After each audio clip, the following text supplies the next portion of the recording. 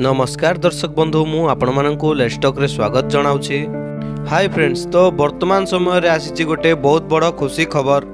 जदि आपण माने एही ई श्रम कार्ड पई पंजीकरण करिसंती तेबे मोदी सरकार आपण मानक पई गोटे बहुत बड़ घोषणा करिसंती।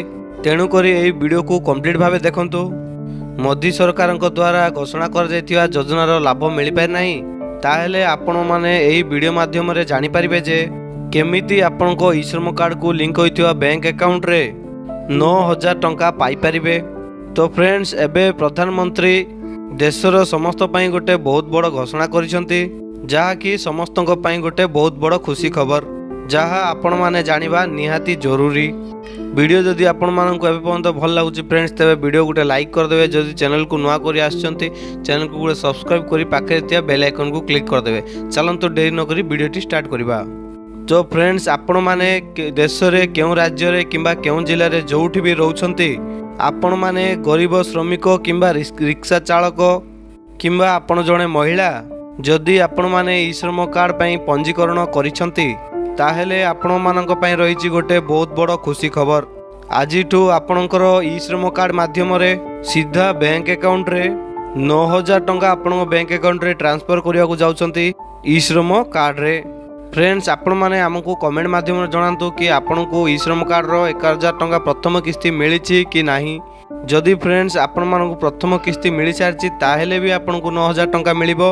जदि आपण माननको मिलि नाही ई श्रम कार्ड रे 1000 टंका ताहेले भी आपणकर अकाउंट रे 9000 टंका ट्रांसफर होबाकू जाउछि। प्रथमे आपनको 1000 टंका मिलिबो, तापरे आपण माननको 9000 टंका लाभ मिलिबो, जहा कि मोदी सरकार बड़ घोषणा करिसंती। देश रे प्राय 22 कोटी रु अधिक श्रमिक माने ई श्रम कार्ड रे पंजीकरण करि सारिसंती। ए पर्यंत बहुत सारा लोकन को बैंक अकाउंट को मध्य पैसा ट्रांसफर करिसंती। तेबे जेउ माननको ए पर्यंत टंका मिली नाही सेमानक मन रे बहुत किछि डाउट रहउछि कि सेमानक अकाउंट को टंका कोन पई आसी नाही। तेबे सेमानक पई एबे गोटे आसिला बहुत बड़ गोटे खुशी खबर। जदि फ्रेंड्स आपण माने ई श्रम कार्ड द्वारा किछि भी लाभ पाई नाहंती तेबे ताहेले आपणकर बैंक अकाउंट रे समस्त किस्ती टंका आसीबा को जाउछि। प्रत्येक दिन गोटे गोटे बड़ घोषणा करूछंती मोदी सरकार।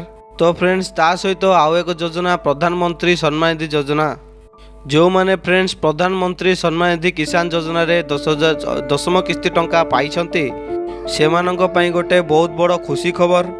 ताहले आपण माननको एही तारीख रे आसीबो 11तम किस्ती 4000 टंका। सबु किछि जानिबा पई वीडियोटी को कंप्लीट भाबे देखंतु। तो फ्रेंड्स, जो माने पीएम किसान सम्मान निधि योजना रो 10म किस्ती टंका पाई सारिछंती सेमाननको खूब शीघ्र मिलियो जाउची पीएम किसान सम्मान निधि योजना रो 11तम किस्ती।